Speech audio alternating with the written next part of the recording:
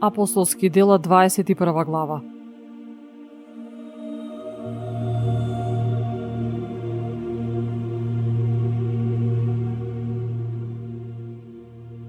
И што туку се оддалечивме од нив, отпловивме.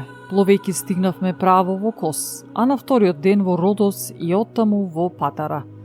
Таму, откако најдовме кораб кој заминуваше за Феникија, се качивме и отпловивме. Штом го надзревме Кипар и го оставивме одлево, запловивме кон Сирија. Се симнавме во Тир, зашто таму требаше коработ да се растовари.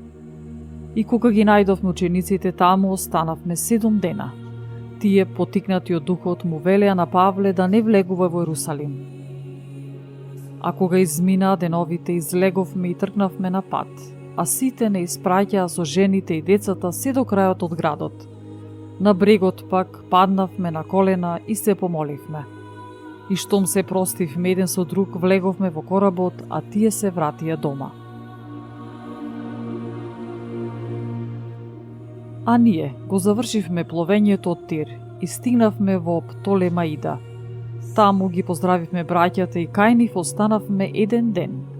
Утредента Павле и ние кои бевме со него отпатувавме и дојдовме во Кесарија.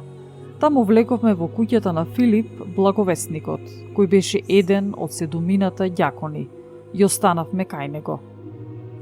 Тој имаше 4 ќерки девици, кои пророкуваа. Ние престојувавме кај нив многу дни. Тогаш од Јудеја слезе еден пророк по име Агав. И кога дојде кај нас, го зеде Павловиот појас, па ги врза рацете своји нозете и рече: "Тоа го вели Духот Свети, така ќе го врзат јудејците во Ерусалим оној маж на кого што му припаѓа овој појас и ќе го предадат во рацете на незнабожците." Штом го чувме тоа, и ние и тамошните го молевме да не се качува во Ерусалим. Но Павле одговори: "Што правите? Да плачете и го нажалувате срцето мое. Јас сум готов не само да бидам врзан, туку и да умрам во Ерусалим за името на Господ Исус." А бидејќи тој не се премисли, ние замолкнавме и рековме: "Нека биде волјата Господова."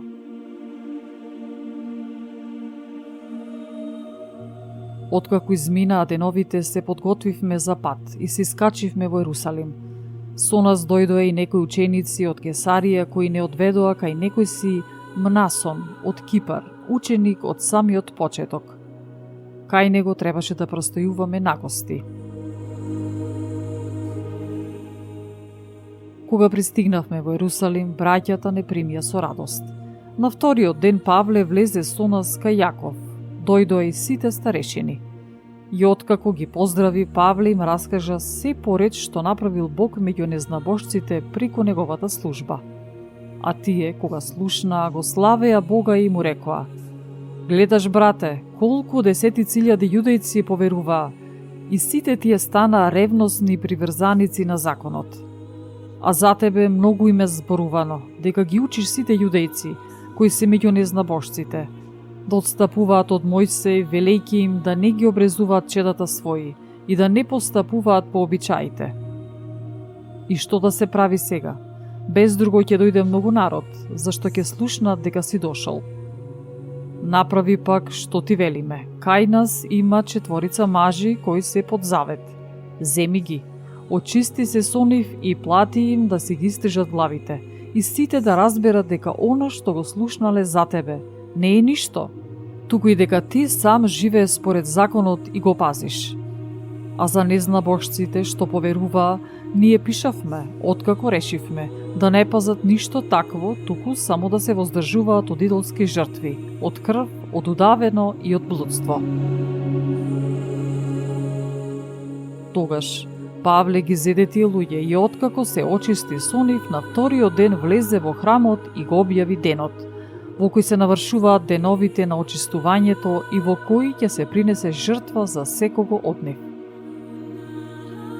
А кога требаше да се свршат 7 дена, азиските јудејци, штом го видоа во храмот, го побунија целиот народ и ставија раце на него, викајки: "Луѓе израелци, помогнете! Овој човек насекаде учи против народот, против законот, против ова место, а освен тоа уште и елини воведе во храмот, да го оскверни ова свето место." Бидејќи пред тоа во градот го беа виделе со ефесјанецот Труфим и мислеа дека Павле го вовел во храмот. Целиот град се раздвижи и народот се насобра. И кога го фатија Павле, го извлекоа надвор од храмот и веднаш вратата беше затворена.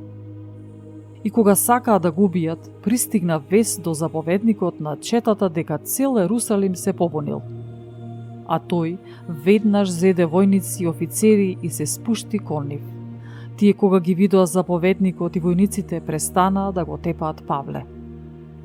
Тогаш заповедникот се приближи, го фати и заповеда да го врзат со двојни ланци, па праша: кој е тој и што направил?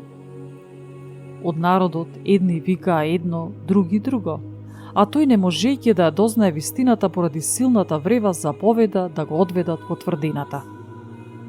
А кога стигнаа до скалите, војниците требаше да го носат поради насилието од народот, бидејќи многу народ ги следеше и викаше: погуби го! Кога сакаа да го воведат во тврдината, Павле му рече на заповедникот: можам ли да ти кажам нешто? А тој рече: зарем знаеш грчки? Не си ли ти оно египјанин, кој пред неколку дни крена бунт и одведе во пустина 4000 мажи разбойници? А Павле одговори: јас сум јудеец од Тарс, граѓанин на тој мош непознат град. Те молам, дозволи да му проговорам на народот. А кога заповедникот го допушти тоа, Павле застана на стапалата, му мавна со рака на народот и откако настана длабока тишина, почна да зборува на еврејски, велејќи го следново: